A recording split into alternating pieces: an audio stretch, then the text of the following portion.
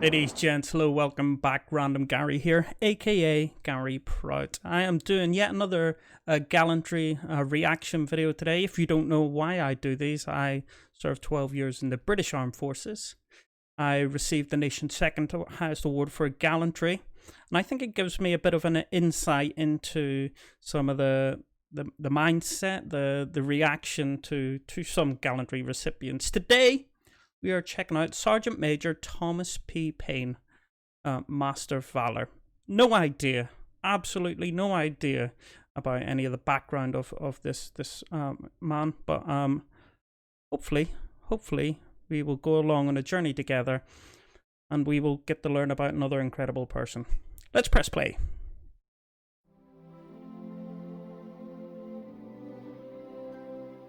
Our mission was to conduct a hostage rescue raid on October 22nd, 2015 in Hawija, Iraq. The Kurdish regional government reached out to the United States for assistance for a hostage rescue raid.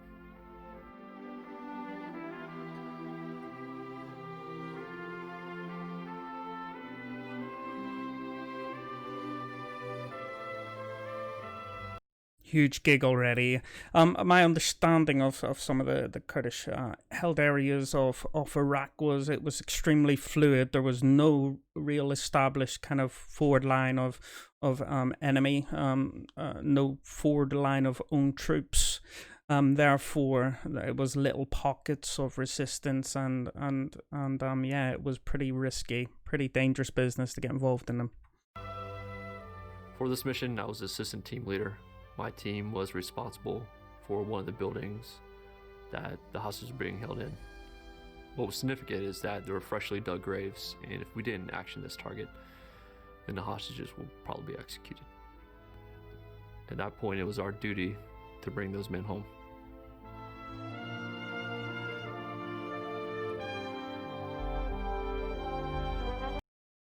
We got a saying in the British military, I'm sure it goes across all, but no plan survives first contact with the enemy. Now, basically what that's saying is you can plan and plan and plan. However, whenever you come face to face with the enemy, it's likely that what you want to happen will not happen. And even though we say that, we still absolutely believe that planning is crucial. And it's just that running through the what ifs. What if this man goes down? Who's going to fill in his space? What if we get there and there are no enemy? What if we get there and there are no hostages? It is that old thing of yeah, planning is vital. Yeah, can't remember the other one. That's my medication on my brain. Lifelong injury. So yeah, I might remember it by the end. Let's see.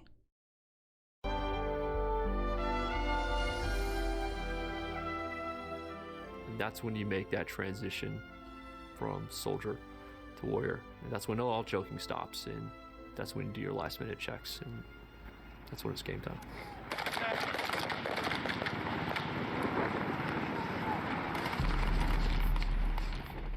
Ramp drops. It's a complete brownout. Part of the compound was already in a pretty intense firefight. As we maneuver to our building, we throw up the ladders. Part of my team maneuvers to their blocking position.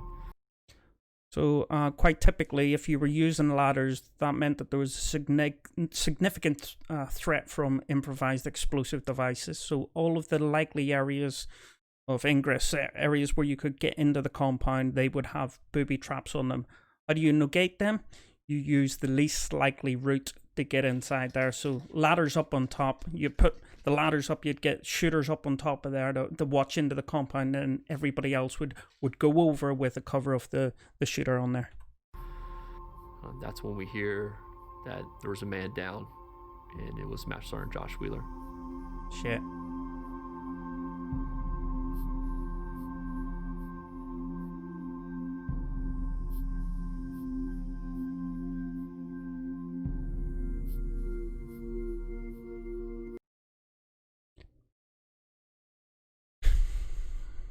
It's easy to be critical.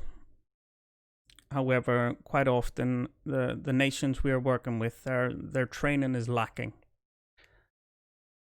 Every country I went to, I fought harder than the local forces did. Always used to wind me up. I always used to say, why am I fighting harder in your own country than you are? But ultimately, it's the nature of the beast. Sad, but it's true. That's when one of my teammates looked him right in the eye and said, "Follow me." Follow me, lead the way. Amazing leader. We cut the locks on the prison doors and opened the cell, and over 25, there were about 25 hostages in one cell and probably 11 in the other. And wow. You see their faces light up, and they're being liberated. And some are crying, some are excited.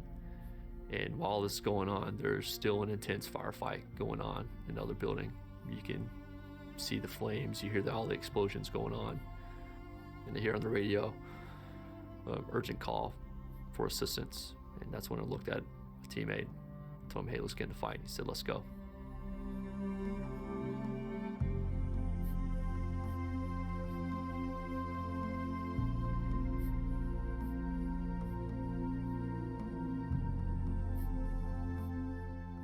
When we're on the roof, the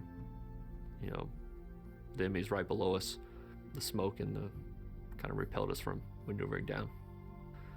And that's when they're yelling at us, and we're yelling at them, and we're employing small arms and hand grenades on the enemy combatants below. And that's when you hear suicide bombers initiating their suicide vests right below us and shit. Two things I want to bring out here.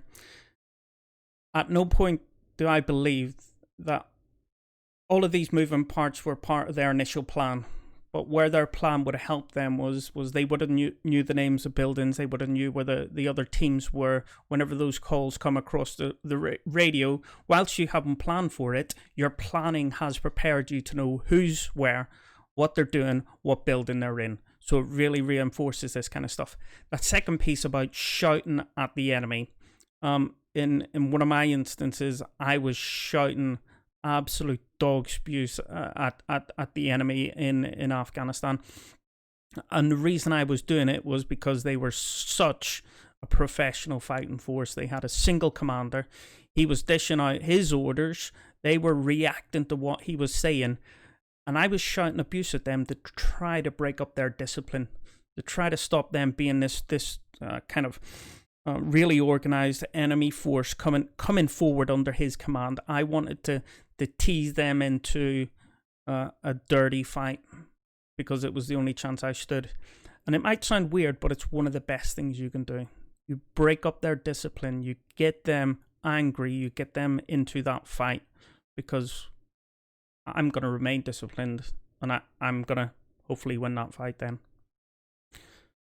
Suicide Fest this is a horrific one, because you've got a lot of hostages, you've got a lot of friendly troops in this little small area. You've also got Green 4, who's the local enemy forces, the Kurdish forces.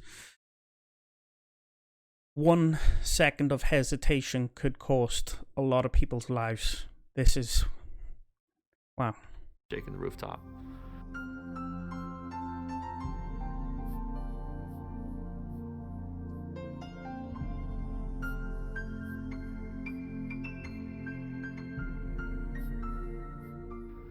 And once you're able to control your fear, that's the bridge to personal courage. And personal courage is contagious on the battlefield. I didn't ever have any fear on the battlefield. I had lots whenever I went back to the patrol base. I had tons before I set out on patrol. But the minute I stepped out, my purpose was so great. My need to protect everybody around me. I genuinely never felt any fear. And that's one of my real strong feelings, is if I never felt fear, how could I be courageous? And whenever I received my award, I didn't feel like I had been courageous. I recognize my actions were significant, but it wasn't a conscious thing that I done. Lots of fear afterwards, lots of fear before, never in the moment. Weird. But But these acts are absolutely contagious. The minute somebody stands up and starts being an absolute ground hammer, people follow. The teams was holding down the breach point all the way down to their last magazine. Bullets were passing through their uniforms and peeking the breach, and I see the same prison door that was on the other building. Not more.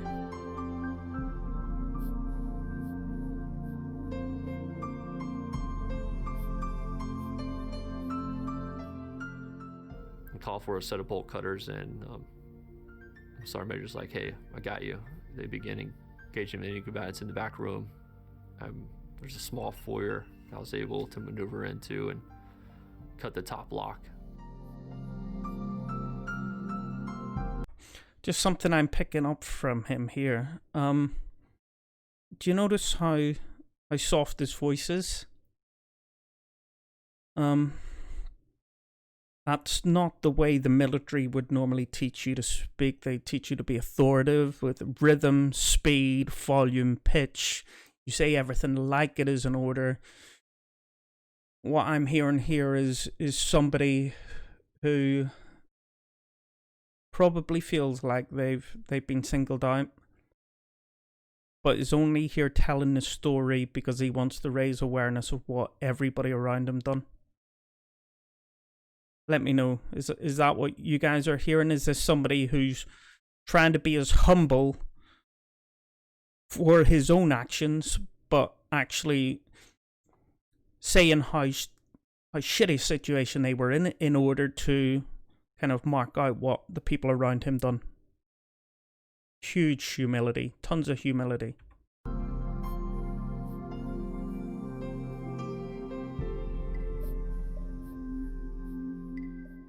Took the bolt cutters back from him. It's difficult to breathe. Smoke pouring out. It's hot. I was able to cut that bottom lock and it bumped out and tell him, "Hey, CQB, CQB." Close quarters battle.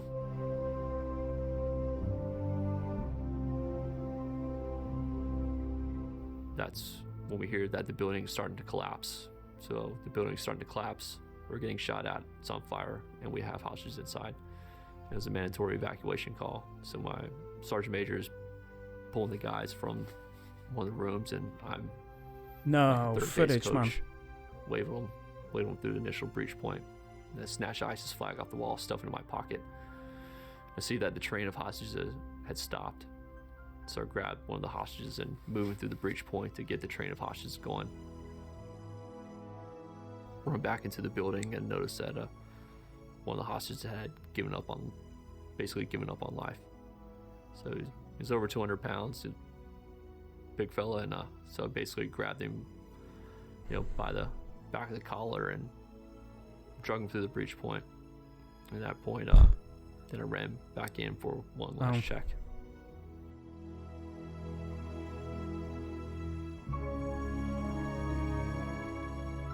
Then my sergeant major told me that, hey, you need to get him out of the other building. So basically made a human wall, and to allow the hostages to pass behind us. And as we engaged the other building, we had to cease fire so the hostages could run behind us because they would stop.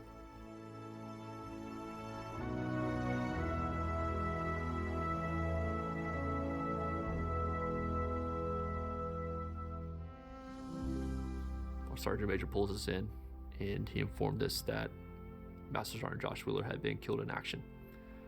And that's when our teammates tell us what Josh Wheeler did that day.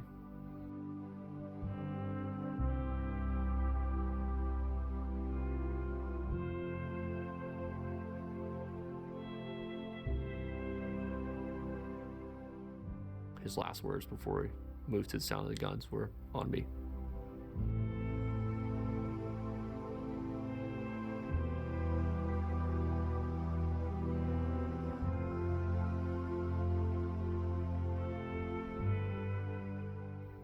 The Medal of Honor represents everything great about our country. And for me, I don't consider myself a recipient of this medal. I consider myself a guardian of this medal. And what's important for me is that my teammates' legacies will live on with this Medal of Honor.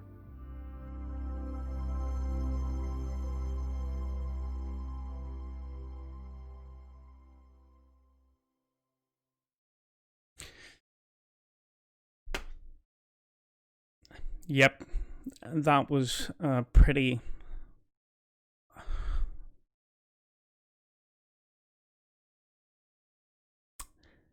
Yeah, that was pretty amazing. To think that a small group of special forces soldiers like that can save the lives of so many people.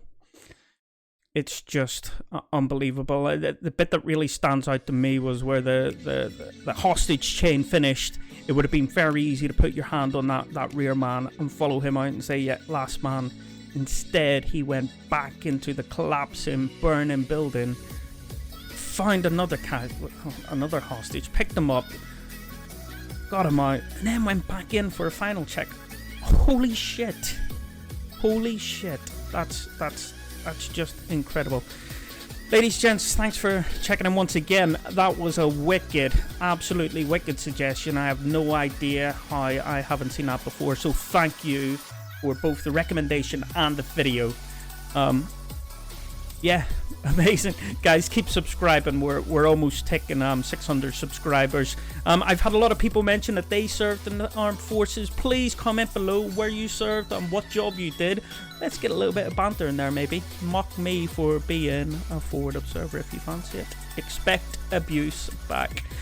Yeah, check in again in approximately 3 days and there's going to be another video. I think I'm going to do a hero of mine. Palai Lassie, Labe Laba, a Fijian legend from the British Army. Hope to see you soon. All the best now. Goodbye.